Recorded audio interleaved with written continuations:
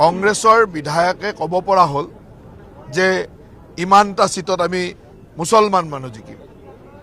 তাৰ মানে কথাটো কি? কথাটো এইটো যে তেওঁলোকে 100% মিয়া মুছলমানৰ ওপৰত নিৰ্ভৰশীল। আৰু কংগ্ৰেছ বুলি নহয়, অসমত যিকেইটা বিৰোধী দল আছে সকলোৱে মিয়া মুছলমানৰ ওপৰতে চলি আছে।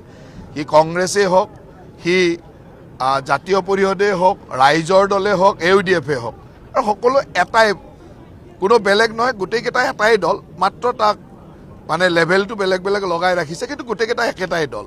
আৰু অসমৰ ইতিহাসৰ কাৰণে দুৰ্ভাগ্য এইটোৱেই যে জাতীয় জীৱনৰ বা অসমৰ অসমীয়া খিলঞ্জীয়াৰ কথা কোৱা এটা সংগঠনৰ মাজৰ পৰা ওলাই অহা লোকসকলো যে আজি ইমান বেছি মানে মিয়াপ্ৰেমী হৈ গ'ল, সেইটো অসমীয়া জাতীয় জীৱনৰ কাৰণে অত্যন্ত দুৰ্ভাগ্যজনক কথা। অসমত মিয়া চিটক লৈ চৰকাৰ বনাবৰ কাৰণে একেবাৰে স্বাধীনতাৰ পিছৰ পৰাই কংগ্ৰেছ দলে খুব পৰিকল্পিতভাৱে কাম কৰি আছিল।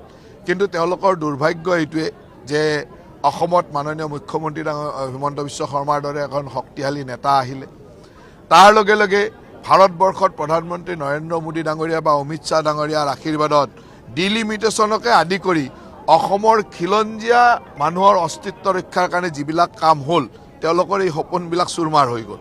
ভাৰতীয় জনতা পাৰ্টীৰ এই শক্তিশালী নেতৃত্বই কেতিয়াও অসমক মিয়াৰ বধ্যভূমি হ'ব নিদিয়ে, আৰু সেই সপোনো মিয়াবিলাকে দেখিবলৈ এৰি দিয়ক।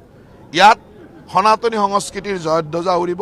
সনাতনী ভাৰতীয় সংস্কৃতিক বিশ্বাস কৰা মানুহে অসমত সদায় প্ৰাধান্য লাভ কৰিব। অসমৰ খিলঞ্জীয়া মানুহে সদায় অস্তিত্ব ৰক্ষা কৰি চলিব, আৰু আমাৰ অস্তিত্বৰ প্ৰতি কোনোৱে আঙুলি টোৱাব নোৱাৰিব। সেইখিনি কাম ভাৰতীয় জনতা পাৰ্টীৰ নেতৃত্বাধীন NDA চৰকাৰখনে সদায় কৰি থাকিব।